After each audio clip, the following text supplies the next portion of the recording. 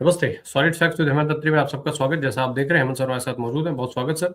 Sir, बड़ी खबर यह है कि ममता बनर्जी ने बहुत गंभीर आरोप लगाया और ये कहा है कि सबूत उनके पास है। एक पेन ड्राइव भी है, उस पेन ड्राइव में सारे सबूत हैं और वो सबूत इस चीज के मौजूद हैं कि जिस कोयला घोटाले में ईडी जांच करने के लिए आईपैक के दफ्तर पहुंची थी, वो हरी फाइल खूब दिखाई गई। मेन स्ट्रीम मीडिया ने खूब दिखाया कि हरी फाइल लेकर के क्यों भागी ममता बनर्जी। ममता बनर्जी ये कह रही हैं कि उस पूरे कोयला घोटाले का पैसा, पूरा माल तो अमित शाह के पास है और शुभेंदु अधिकारी के थ्रू कोयला घोटाले का माल जो है अमित शाह के पास पहुंचा है। हमने देखा भी है कि शुभेंदु अधिकारी अब भारतीय जनता पार्टी में है। ऐसे में एक तरफ ईडी से ये सारी चीजें ले लेना, ये कह करके ममता बनर्जी का कि भाई आप टीएमसी की रणनीतियां चुराने के लिए आए थे, और चोरी का मुकदमा दर्ज हो जाता है, हाईकोर्ट चली जाती है, ईडी भी जाती है, फिर भीड़ देख करके हाईकोर्ट के भी हाथ पांव शायद फूल जाते हैं, सम्मान के साथ कह रहा हूं, और उसके बाद वो सुनवाई टाल दी जाती है। अब ईडी सुप्रीम कोर्ट पहुंच गई है और साथ में ये मांग कर रही है कि सीबीआई के द्वारा जांच हो। ये सारी चीजें चल रही हैं। ममता बनर्जी कह रही है कि प्रधानमंत्री जी अपने गृह मंत्री को समझाइए, और प्रधानमंत्री हमारे, तो प्रधानमंत्री वो तो चल दिए सोमनाथ, वो तो वहां भव्य यात्राएं चल रही हैं, कितने वो दिखाए जा रहे हैं, कौन से 121 घोड़े की कितने घोड़े वो दिन भर वो टीवी पे लाइव वो चलाया जा रहा है। ममता बनर्जी का जो सवाल है वो कितना कितना गैर जरूरी है सर, कि हमारे प्रधानमंत्री जो है दिल्ली छोड़ करके सोमनाथ पहुंच गए, क्योंकि जरूरी होता तो सोमनाथ नहीं जाते, या अब तक उस पर बात हो चुकी होती। तो कितना गैर जरूरी बात ममता बनर्जी कर रही हैं, और क्यों इतनी गैर जरूरी बात कर रही हैं जब पश्चिम बंगाल की मुख्यमंत्री हैं। अमित शाह कहीं पैसा लेते हैं क्या, कि वो सीधे कह रही है कि शुभेंदु अधिकारी के थ्रू अमित शाह के पास पैसा चला गया है, और सबूत भी है उनके पास पेन ड्राइव में। राम प्रकाश जी नमस्कार, आपको सारे दर्शक साथियों को भी। देखिए, प्रधानमंत्री जी जब भी कोई संकट की बात होती है, कहीं भी कोई क्राइसिस क्रिएट होता है, तो या तो वो विदेश के अंदर होते हैं और या किसी धार्मिक यात्रा पे ध्यान लगा रहे होते हैं, समुद्र के नीचे फोटो खिंचवा रहे होते हैं, पूजा अर्चना कर रहे होते हैं, रोड शो कर रहे होते हैं। यहाँ जो सोमनाथ वाली यात्रा है, इसमें उन्होंने सारे काम कर दिए।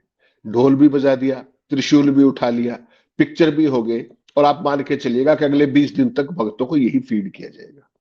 इस फीडिंग का मतलब समझिए क्या है। अमेरिका दुनिया के साथ क्या कर रहा है, वेनेजुएला में आपका क्या हुआ, आप क्यों चुप रह गए, यूरोप और अमेरिका का क्या चल रहा है, आप कहीं भी नहीं खड़े हो, वो सारे सवाल गौड़ हो जाएंगे। जो आपके पोमेरियंस है, वो सुबह से उसको लाइव दिखा रह करके अब सोशल मीडिया पर उस पर सब जगह केवल और केवल प्रधानमंत्री जी और सोमनाथ चलेगा, उसके अलावा कुछ नहीं चलेगा। इसलिए मैं कहता हूं कि महत्वपूर्ण मुद्दे जो है उनको बैक सीट पे ले जाने का इससे बेहतरीन कोई अवसर हो ही नहीं सकता था। कि बंगाल के अंदर जो संवैधानिक क्राइसिस खड़ा हुआ है, वो किसने क्रिएट किया है, ये देखना पड़ेगा ना आपको।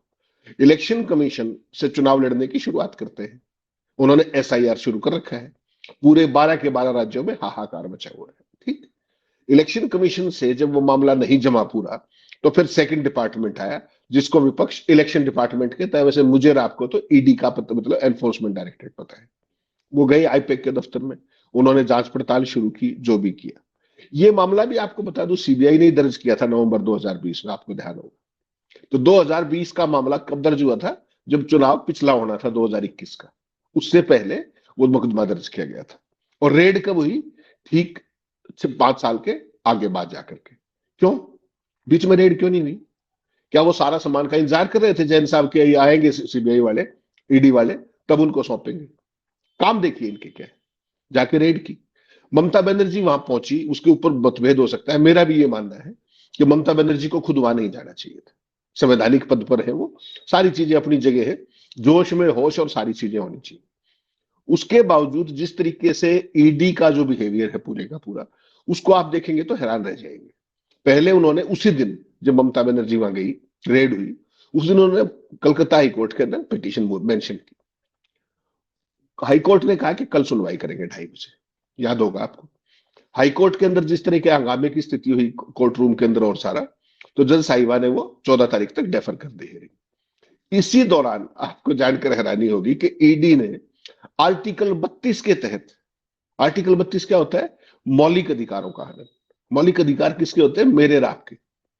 ईडी गई है आर्टिकल 32 के अंदर सुप्रीम कोर्ट के अंदर, और कल उस पर हियरिंग होगी, मोस्ट लाइकली मेंशन तो हो ही जाएगा कल। पिटीशन डाल दी थी, और ममता बनर्जी ने भी कैविएट फाइल कर दी थी कल ही। वेस्ट बंगाल सरकार ने प्रिएम्प्ट करते, उनको पता था कि ईडी वहां जा सकती है। तो कैविएट का मतलब यह है कि कोई भी एक्स पार्टी ऑर्डर पास ना किया जाए कोर्ट के द्वारा, ऑर्डर पास करने से पहले उनकी बात सुन ली जाए। अब मुझे आप एक बात बताइए, अगर ममता बनर्जी कोई कोरेसिव एक्शन ले रही होती, मान लीजिए ईडी के अधिकारियों को गिरफ्तार कर रही होती, तो उस दिन गिरफ्तार कर लेते। वो तो गिरफ्तार हुए नहीं। तो ईडी को 14 तारीख तक इंतजार करना चाहिए था, सीधे सुप्रीम कोर्ट में आना चाहिए था। सवाल आएगा ना। आज तो संडे है, 2 दिन की बात और है, 14 तक इंतजार कर सकते थे, नहीं किया, सीधे सुप्रीम कोर्ट आर्टिकल 32 इन्वोक कर दिया। अब देखना दिलचस्प क्या होगा अपने राम प्रकाश जी, कि क्या सुप्रीम कोर्ट ईडी की आर्टिकल 32 की याचिका को स्वीकार करता है। क्योंकि ये मामला ऐसा पेचीदा है, मैं और आप जाए तो सबसे पहले सुप्रीम कोर्ट क्या कहता है कि पहले हाई कोर्ट जाइए, वापस चलिए। इनका तो ऑलरेडी पेंडिंग है मामला, ईडी का तो पिटीशन ऑलरेडी पेंडिंग है, उसके बावजूद ये रिट में चले गए सुप्रीम कोर्ट में। तो सुप्रीम कोर्ट को धर्म संकट में डाल दिया इन्होंने एक तरीके से। वो इसको सुने तो दिक्कत, ना सुने तो दिक्कत। उन्हें अब सुप्रीम कोर्ट के जजेस को अपने शब्दों को बहुत सोच समझ करके बोलना होगा। साधारण तरीका इसका क्या होता है कि कोलकाता हाई कोर्ट में कहेंगे भाई पहले वहां जाइए आप, उसके बाद देखते हैं। लेकिन जिस मनीषा के साथ गई है ईडी, उसका एक मतलब बड़ा साफ, आजकल जो न्यायपालिका की स्थिति, जो ओवरऑल जो हस्तक्षेप और वो सारी चर्चाएं होती है, with all due regards to everybody, ED को अगर ये भरोसा होता है कि कलकत्ता में वो हो जाएगा जो वो चाह रहे हैं, तो निश्चित तौर पर वो सुप्रीम कोर्ट में नहीं जा रहे होते। कलकत्ता हाई कोर्ट की ऑर्डर देखे बिना, किस किस तरीके हो बिना, हियरिंग के बिना सुप्रीम कोर्ट में जाना कुछ और कह रहा है। कि ईडी जो चाहती है वो शायद हाई कोर्ट में ना हो पाए और सुप्रीम कोर्ट में सीधा खड़ा हो जाए।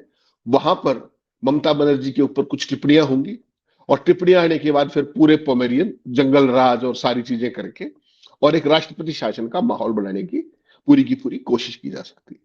तो ये अपने आप में जुडिशरी के लिए भी एक ऐसी टेस्ट होगा कि क्या सुप्रीम कोर्ट वो करता है जो ईडी चाह रही है, और ईडी क्या चाहती है, जो सरकार चाहती है, जो भाजपा चाहती है। तो आज तमाम लोग चटकारे ले रहे हैं सोशल मीडिया पे, अगर आपने ध्यान किया हो तो, कि ईडी के मौलिक अधिकारों का हनन नहीं हुआ है, भाजपा के चुनाव मैनिपुलेट करने के अधिकार का उल्लंघन कर दिया ममता बनर्जी। तो सुबह से आज वो लगातार चल रहा है, जिस तरीके से ईडी सुप्रीम कोर्ट में गई आर्टिकल 32 में। तो अपने आप में एक चिंतनीय स्थिति जरूर है कि चुनाव से पहले चुनाव को जीतने की क्या भूमिका बांधी जाती है। अब हर एक स्टेट के अंदर ये बीजेपी का एसओपी हो गया है। पहले चुनाव आयोग कुछ करेगा, फिर ईडी जाएगी, एजेंसियां जाएंगी, सीबीआई ड्राएगी, दल बदल होगा, फिर चुनाव होगा, उसके अंदर डेटा मैनिपुलेशन होगा, जो भी खेल होंगे, और फाइनल है बीजेपी जीत जाएगी। तो ये जो चीज है, इस पूरा जो स्टैंडर्ड ऑपरेटिंग प्रोसीजर बीजेपी ने बनाया है पौने 11 साल में, उसको कहीं ना कहीं ममता बनर्जी उसके बीच में आके खड़ी होगी। अब देखना ये होगा कि न्यायपालिका इस मामले को किस तरीके से लेती है। ये कह रहे हैं कि सीबीआई की जांच कराई जाए, ममता बनर्जी के खिलाफ मुकदमा दर्ज किया जाए। वहां पर कलकत्ता पुलिस ने 2 मुकदमे ऑलरेडी ईडी के खिलाफ दर्ज कर रखे हैं, आपको पता है, ट्रेस पासिंग और डॉक्यूमेंट चोरी और ये सारा। अपने आप में ये एक अजीब स्थिति है, और ये मुझे लगता है कि न्यायपालिका के लिए भी एक ऐसी टेस्ट है कि वो इसको किस रूप में लेके जाते हैं। मुझे लगता है अगर सुप्रीम कोर्ट ने इसकी हियरिंग की, तो फिर सुप्रीम कोर्ट मुझे और आपको किस बात से मना करेगा कि पहले हाईकोर्ट जाइए। हाईकोर्ट में तो आज भी पेंडिंग है ना मामला। तो कुल मिला के काफी रोचक स्थिति है। और भारतीय जनता पार्टी, जैसा आपने कहा ना कि अमित शाह की पेन ड्राइव, अपने क्या नाम है, ममता ने तो पब्लिकली की ये बात कि शुक्र कीजिए, वो दिखा भी दीजिएगा वीडियो। বলছে কয়লার টাকা কে খায়? অমিত শাহ খায়, হোম মিনিস্টার। কি করে খায়?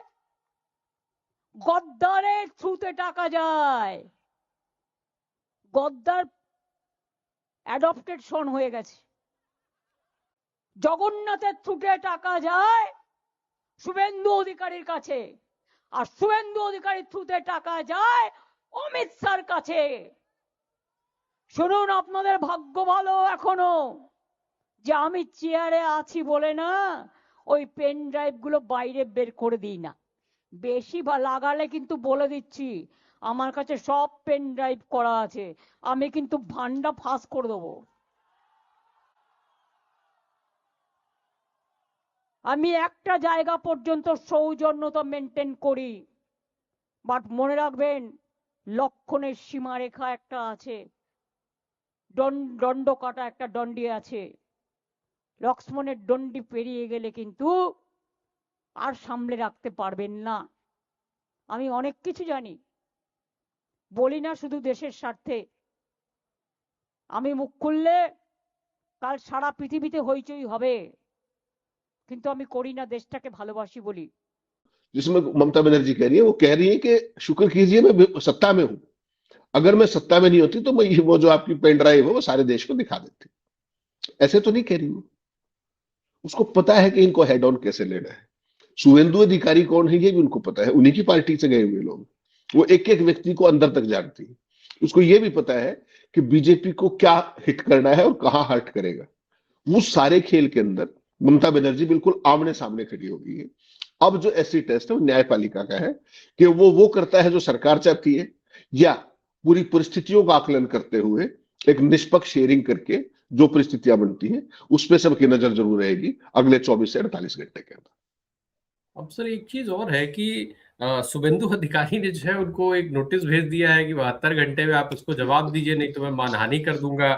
सर इसको कैसे लिया जाए? क्या अगर हम ये पूरा जो सिनेरियो है, कुछ ऐसा नहीं दिख रहा है कि जैसे ममता बनर्जी ने जैसी चूड़ी कसी है, पेच कसे हैं, ईडी सुप्रीम कोर्ट भाग रही है, हाई कोर्ट भाग रही है, शुभेंदु अधिकारी नोटिस भेज रहे हैं, जल्दी जल्दी किसी तरीके से इतना जो है वो मटेरियल तैयार किया जा रहा है कि मीडिया उस पर बातचीत कर पाए कि ममता बनर्जी का ये जो दावा है कि उनके पास पेनड्राइव में सबूत है, ये भाई इसलिए सर बड़ा मतलब थोड़ा कायदे से देखा जाए तो एज ए जर्नलिस्ट थोड़ा इंटरेस्टिंग टाइप का प्ले लग रहा है। याद है सर कैसे प्रधानमंत्री जी राजस्थान में कह रहे थे कि ये लाल डायरी देखिए, ये लाल डायरी, वो दृश्य मुझे लगता है कि सारे दर्शकों को याद होगा कि एक लाल डायरी दिखाते थे। कहाँ गई लाल डायरी? है कहीं लाल डायरी? इसके पहले भी कहीं जिक्र करते थे वो फाइल, वो लिस्ट, वो तैयार है, ये कहाँ है वो सब कुछ? लेकिन ममता बनर्जी कह रही है कि ये पेन ड्राइव है। तो कहीं वही प्ले ममता बनर्जी के पास वास्तव में सबूत है, या फिर वही जो प्रधानमंत्री से वो खूब ठीक से सीख रही हैं, जबरदस्त शिष्या के तौर पे दिखाई देने लग गई हैं?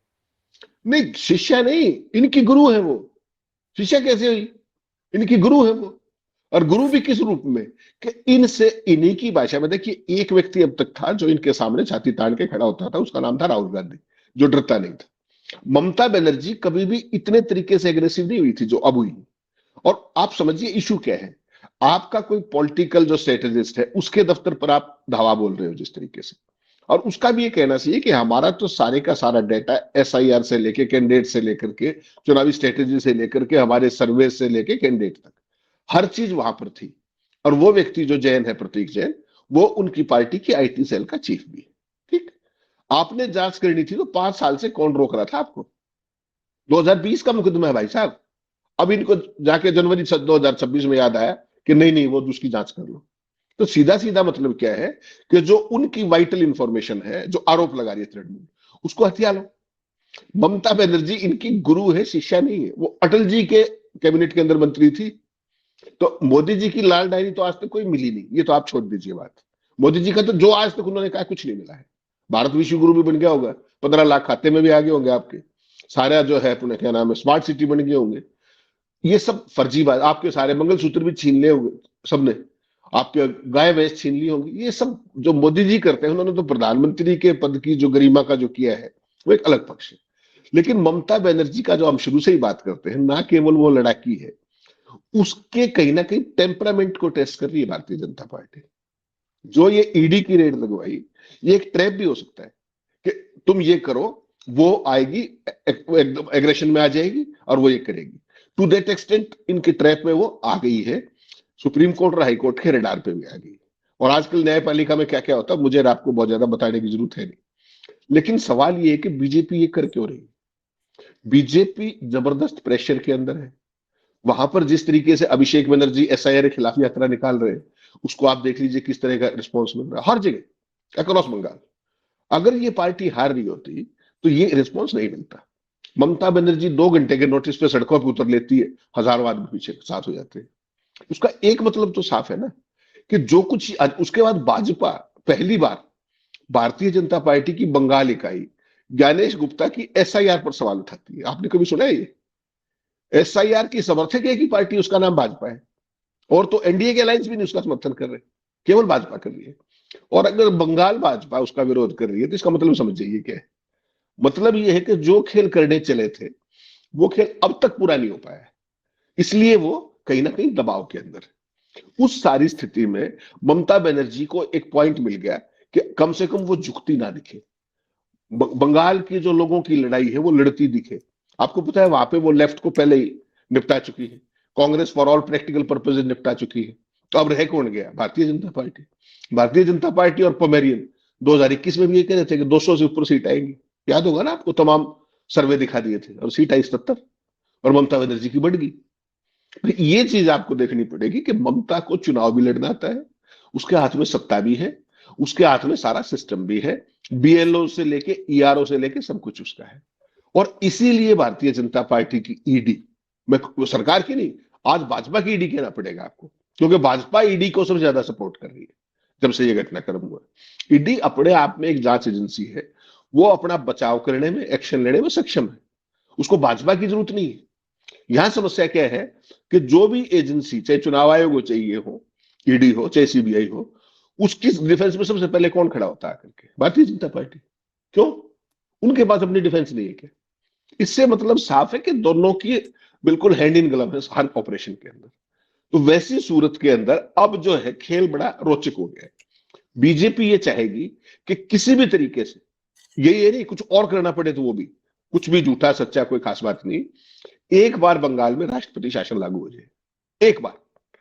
और इसीलिए ये एनफोर्समेंट डायरेक्टरेट को भी, हाई कोर्ट को भी, सुप्रीम कोर्ट, ये सारा खेल करके कि वहां से कुछ ऐसी कमेंट्स आ जाए, जंगल राज टाइप और कुछ इस तरह की, मुख्यमंत्री पे कोई टिप्पणी आ जाए, उसके बाद ये पूरा हंगामा करें गोदी मीडिया के थ्रू, और फिर सारा खेल जमा पाए। इस पूरी चीज को आपको समझना पड़ेगा।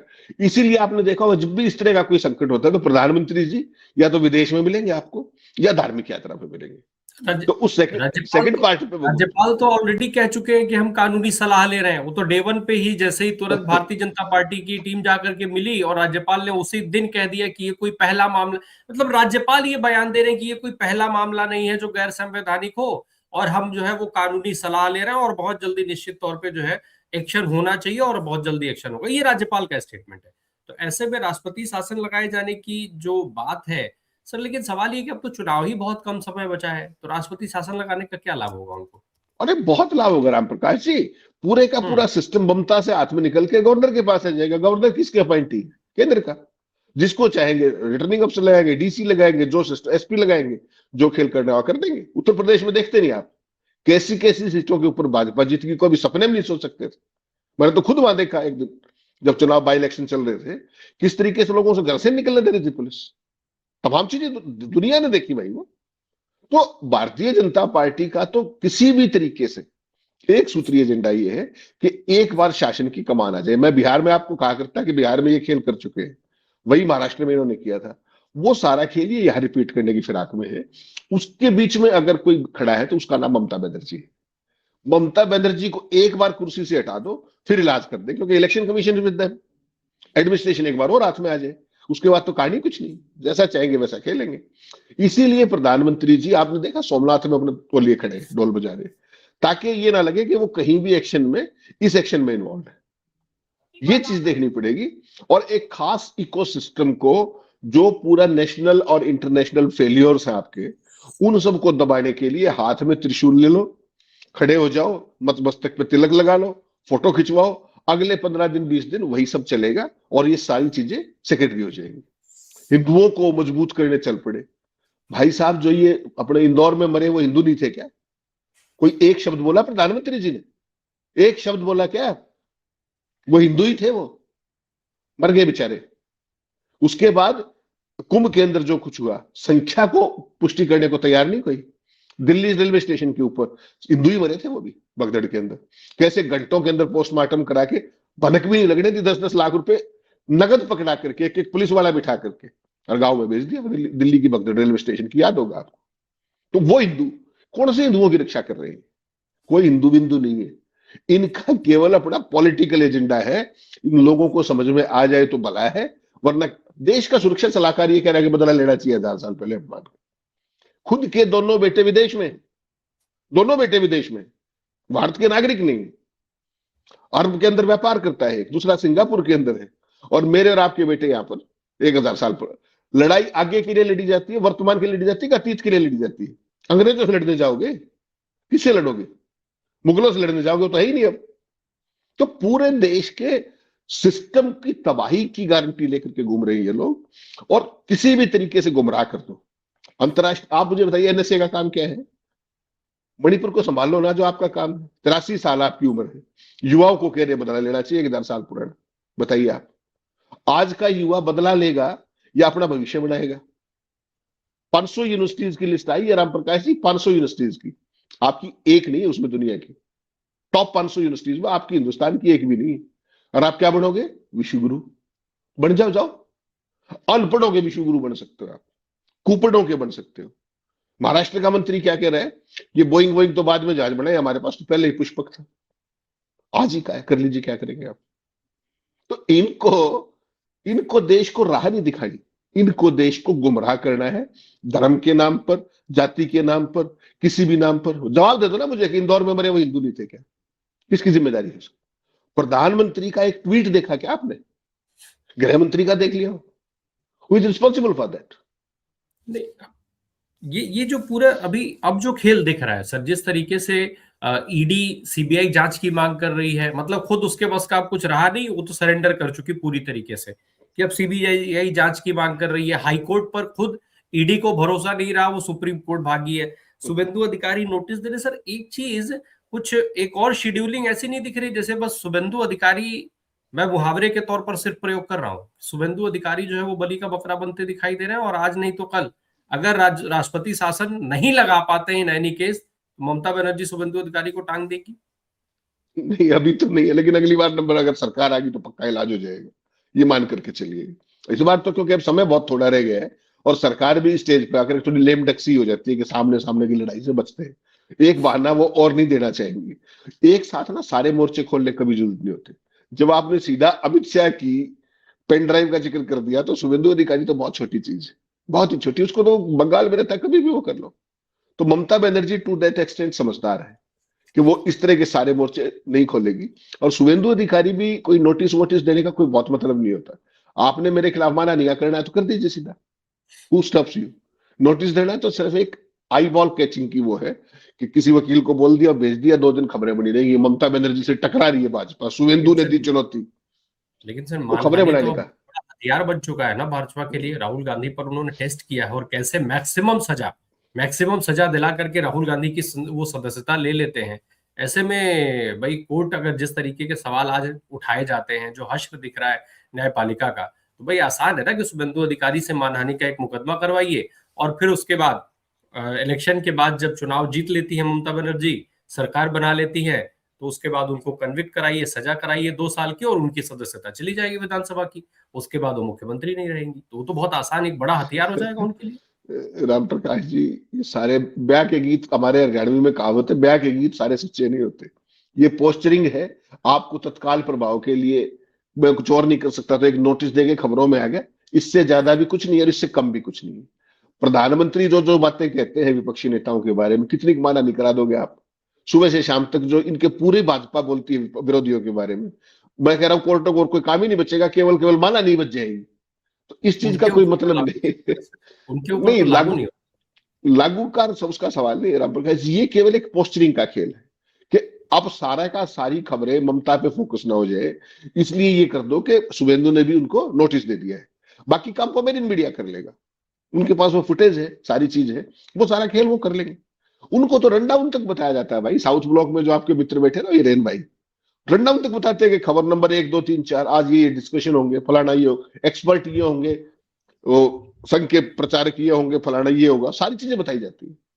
तो उस स्पेस को भरने के लिए ये शुभेंदु अधिकारी के नोटिस, ये सारी चीजें, ईडी का आर्टिकल 32 में दिल्ली जाना, एक पूरा प्री प्लान स्क्रिप्ट है। उसी स्क्रिप्ट को आप उसी रूप में देखिए कि भारतीय जनता पार्टी चाहती क्या है। भारतीय जनता पार्टी का अल्टीमेट जो वो एम, वो एक सूत्रीय है कि किसी तरीके से ममता बनर्जी को किसी भी बहाने से डिसलॉज कर दिया जाए। एक बार, जैसा आपने कहा, गवर्नर तो उन्हीं के लगाए हुए भाई, सब गृह मंत्रालय लगाता है गवर्नर। एक बार बहाना मिल जाए, ममता को करो डिसलॉज, और उसके बाद जो चुनाव में आए वो कर लो। लेकिन इनके लिए इतना आसान नहीं है। ममता जितनी कुर्सी पे बैठी हुई खतरनाक है इनके लिए, कुर्सी से हटा दी तो उससे ज्यादा खतरनाक हो जाएगी। और बंगाल के अंदर ये पूरा मामला बैकफायर भी कर जाएगा। कारण उसका, हम कोई हवाई बात नहीं कर रहे, कारण क्या है? भारतीय जनता पार्टी के पास बंगाल में अपना कोई ना तो इतना बड़ा नेता है, और ना कोई ऐसा सॉलिड कार्डर है जो ममता को टक्कर दे सके। उधार का सुवेंदु अधिकारी कौन है? ज्यादातर जो लीडर कौन है, वो सारे तृणमूल से ही गए हुए। तो उधार का सिंदूर है भाजपा के पास। उधार के सिंदूर से आप मैदान में तो उतर सकते हो, सरकार बनाने की स्थिति तक पहुंच जाओ, उसके लिए ज्ञानेश गुप्ता का सहयोग जरूरी है, उसके लिए लॉ एंड ऑर्डर मशीनरी का, एडमिनिस्ट्रेशन का, उस सारे सिस्टम का सहयोग जरूरी है। Till the time Mamata is around on the chair, it's next to impossible, ये मान करके चलिए। जी, अब ममता बनर्जी अभी और क्या-क्या खेल खेलेंगी, क्योंकि अभी तो सीधे तौर पे ये दिख रहा है कि पूरा खेल उल्टा दिखाई दे रहा है, उल्टा पड़ चुका है, पूरा पासा उल्टा पड़ गया है। इस हिसाब से अभी ममता बनर्जी कितना और प्ले करेंगी, और बहुत कुछ डिपेंड करता है कि राज्यपाल क्या रिपोर्ट भेजते हैं केंद्र की सरकार को, और केंद्र की सरकार को, और फिर केंद्र की सरकार उस पे क्या कदम उठाती है। नज़र बनाए रखा जाएगा। बहुत शुक्रिया सर हमसे बात करने के लिए। Thank you so much.